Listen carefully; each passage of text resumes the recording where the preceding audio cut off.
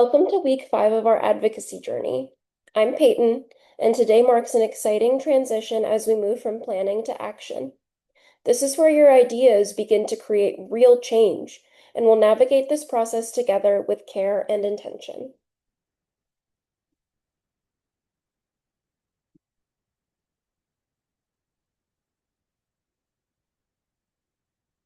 Hopefully, y'all know the drill by now. We're starting out with some grounding and orientation. And so before we dive in, let's take a moment to center ourselves. Take a deep breath, feeling your connection to this moment.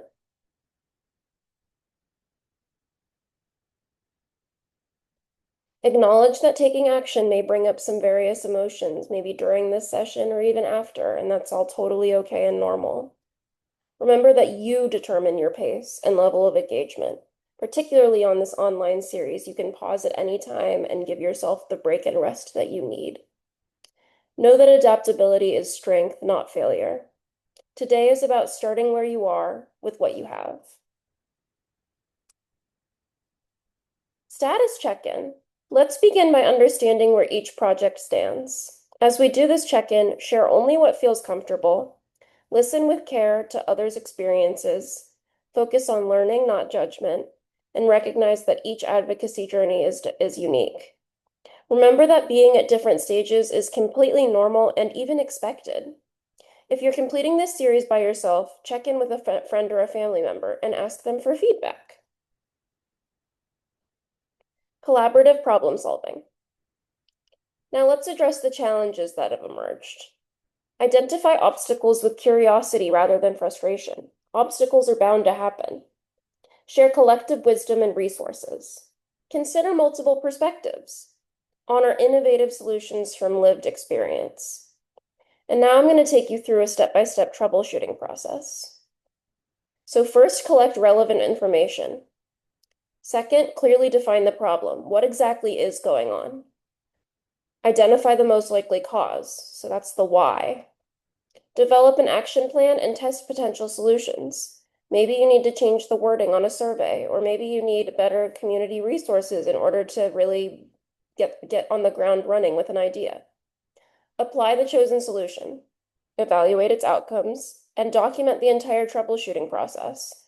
Troubleshooting is imperative and not something to be embarrassed about.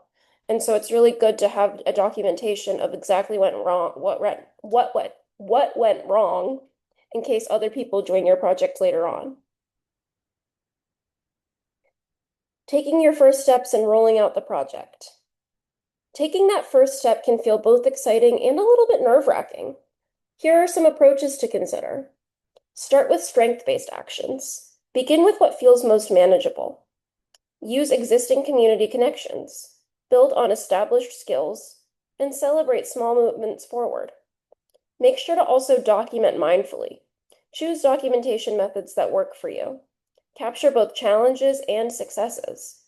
Note the emotional impact alongside the practical outcomes, and create records that serve your advocacy, not burden it. Depending on your project, there are different things that will make sense as the first step to roll out. Maybe that's an online survey. Maybe that's a speech to a group of people. Or maybe that is really like starting a garden initiative, starting a community initiative, and planting seeds for a community garden, both metaphorically and literally. Project management fundamentals. Managing your advocacy project both requires structure and flexibility. For task coordination, break large goals into smaller steps. Assign responsibilities based on capacity and interest, and create visual tracking systems as well as establish supportive check-in routines. For resource management, track time, materials, and energy. Allocate resources equitably, identify where additional resources are needed, and practice transparent stewardship. Simple tracking tools like a calendar or a spreadsheet can be very effective, but without them, it can be very easy to get disorganized. So I really recommend using one or both. Communication and action. Effective advocacy requires thoughtful communication. For internal communication, establish regular update methods, create spaces for honest feedback, develop shared language, and honor different communication styles. That can be done through emails, meetings, trainings, newsletters, or even phone calls. For external messaging, craft clear, accessible messages. Consider the impact of your words. Create content warnings when appropriate. You're reaching a wide audience, remember.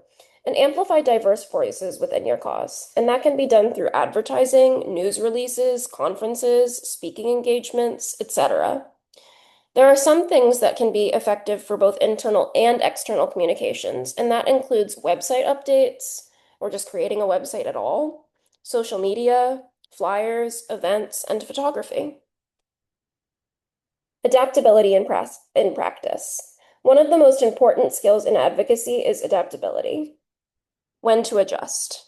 It's important to adjust if initial approaches aren't achieving desired results. Let's say you set up a survey, but nobody's taking that survey. You need to discover why that is and change accordingly.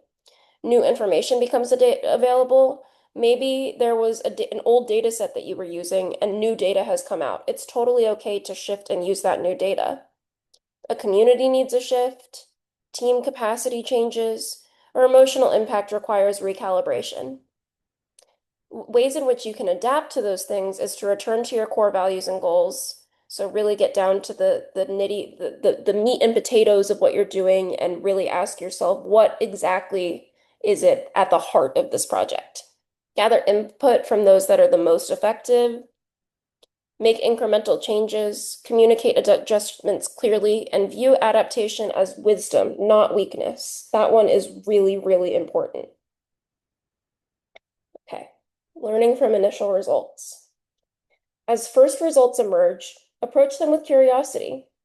What worked well? What felt challenging? What surprised you? And what emotions arose?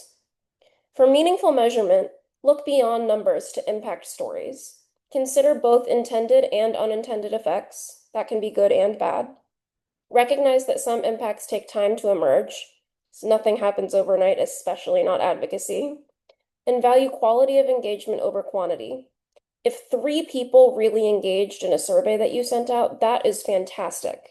It does not matter how few people are involved, and really just that the people that are involved are really committed.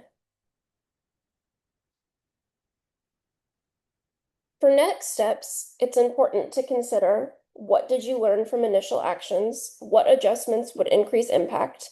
What support do you need? And how can you sustain energy and well-being? Remember that effective next steps balance ambition with realistic capacity. As we close today, take a moment to acknowledge the courage it takes to move from planning to action. Every advocacy journey has moments of uncertainty, challenge, and breakthrough. Think about what your favorite part of this process has been. Before our next session, continue implementing your next steps at a pace that feels sustainable. Document both what you do and how it feels to do it. Let's close with a collective acknowledgement. Your advocacy matters, your well-being matters, and this community supports you. Take care of yourselves and each other as you create change. I can't wait to join you all next week and learn about exactly what it is your initiative processes have been like and sharing the big and small successes with you guys. See you next week.